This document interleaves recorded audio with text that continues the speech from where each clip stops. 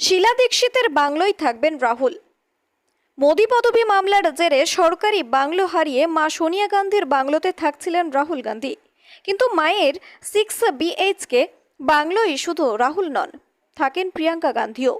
তাছাড়া সোনিয়া গান্ধীর অফিসও রয়েছে বাংলোর এক প্রান্তে। ফলে এসবের মধ্যে নিজের অফিস করতে পারছেন না রাহুল, অথচ প্রতিদিন বহু মানুষ তার সঙ্গে দেখা করতে আসেন।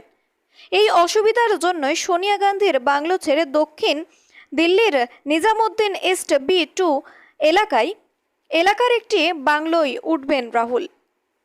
এই বাংলোতে আগে থাকতেন শীলা দীক্ষিত। পরবর্তীকালে শীলার পুত্র ও কংগ্রেস নেতা সন্দীপ দীক্ষিত থাকতেন এই বাংলোয়। আপাতত তিনি ঠিকানা বদলেছেন। সন্দীপ তাকে ওই ঠিকানায় কোনো খরচ না দিয়ে থাকার প্রস্তাব দিলেও তাতে রাজি হননি রাহুল। বাংলোর ভাড়া দিয়েই সেখানে থাকবেন তিনি।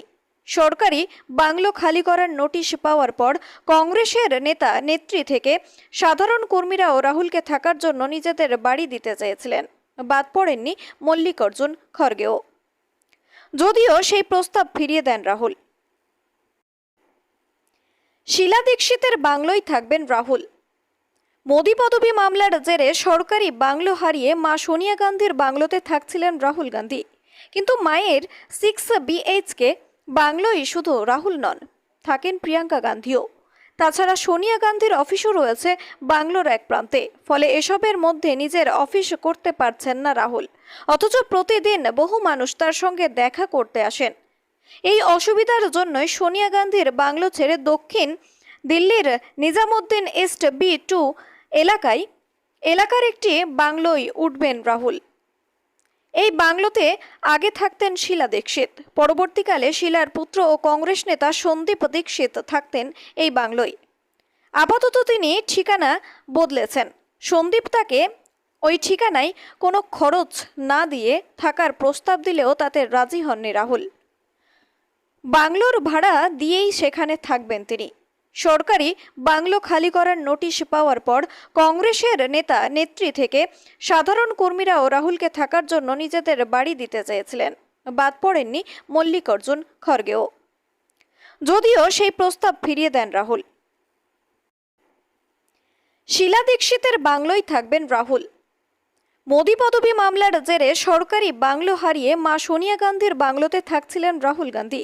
কিন্তু মায়ের 6BHK বাংলোয় শুধু রাহুল নন, থাকেন প্রিয়াঙ্কা গান্ধীও।